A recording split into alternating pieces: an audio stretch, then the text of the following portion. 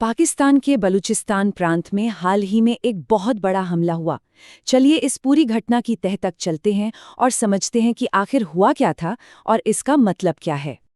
हाँ, ये जो सुर्खियां हैं ये वाकई चौंकाने वाली हैं। लेकिन ये सिर्फ आज की बात नहीं है। ये उस गहरे और पेचीदा संघर्ष की तरफ इशारा कर रही है जो इस इलाके में दशकों से चल रहा है। तो हुआ ये कि हाल ही में बलूचिस्तान लिबरेशन आर्मी, जिसे हम BLA भी कहते हैं, उसने पूरे प्रांत में एक साथ बड़े पैमाने पर हमले किए। और BLA का दावा तो होश उड़ाने वाला है। उनका कहना है कि 40 घंटे तक चले इन हमलों में उन्होंने 200 से ज्यादा पाकिस्तानी सुरक्षा कर्मियों को मार गिराया। अब देखिए, इन हमलों में जो रणनीति अपनाई गई वो खास तौर पर ध्यान देने वाली है। उन्होंने कम लागत वाले लेकिन बहुत खतरनाक हथियारों को एक साथ कई जगहों पर किए गए हमलों के साथ मिला दिया। ये दिखाता है कि उनकी प्लानिंग कितनी सोची समझी थी। और इस बार पहली दफा BLA ने दावा किया कि उन्होंने एक महिला फिदाइन हमलावर का इस्तेमाल किया। फिदाइन मतलब वो हमलावर जो किसी मिशन के लिए अपनी जान दे देता है। ये उनकी रणनीति में एक बहुत बड़ा बदलाव है, जिसका मकसद सिर्फ नुकसान पहुंचाना नहीं बल्कि एक साइकोलॉजिकल शॉक देना और दुनिया भर की मीडिया का ध्यान खींचना भी है। तो सवाल ये है कि आखिर ये हिंसा हुई क्यों? देखिए, ये सब कुछ अचानक नहीं हुआ। इसकी जड़ें दशकों पुरानी हैं, जो बलूचिस्तान के लोगों की शिकायतों में गहरी दबी हुई हैं। बलूचिस्तान एक तरह के विरोधाभास की कहानी है। ये पाकिस्तान का सबसे बड़ा प्रांत है और कुदरती संसाधनों से मालामाल है। गैस, तांबा, सोना, सब कुछ है। लेकिन हैरानी की बात यह है कि यहीं के लोग देश में सबसे ज्यादा गरीब और राजनीतिक तौर पर हाशिए पर हैं। तो बलूच लोगों के बीच एक गहरी और आम भावना है कि केंद्र सरकार उनके प्राकृतिक संसाधनों का फायदा उठा रही है। और यही वो एहसास है जो BLA जैसे हथियारबंद अलगाववादी आंदोलनों को हवा देता है। हमले के बाद लड़ाई का मैदान ही बदल गया।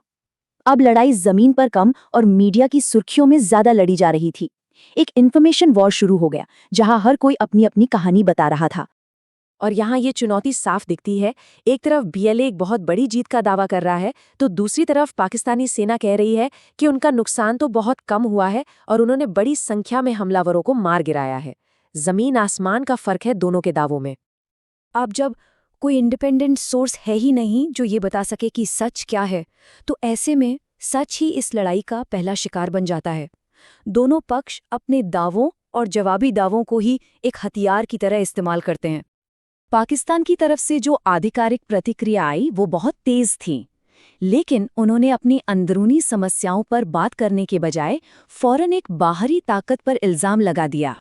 पाकिस्तानी प्रतिष्ठान ने ये नैरेटिव बनाने की कोशिश की कि इन हमलों के पीछे भारत है।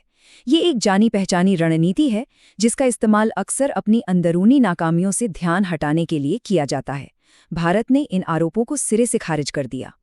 भारत का आधिकारिक पक्ष एकदम साफ है। ये संघर्ष किसी बाहरी असर का नतीजा नहीं है, बल्कि ये बलूचिस्तान में पाकिस्तान की अपनी नीतियों का सीधा सीधा नतीजा है। तो इस बढ़ती हिंसा का पाकिस्तान और पूरे इलाके के लिए आखिर मतलब क्या है? इसके परिणाम काफी गंभीर हो सकते हैं और दांव पर बहुत कुछ लगा है।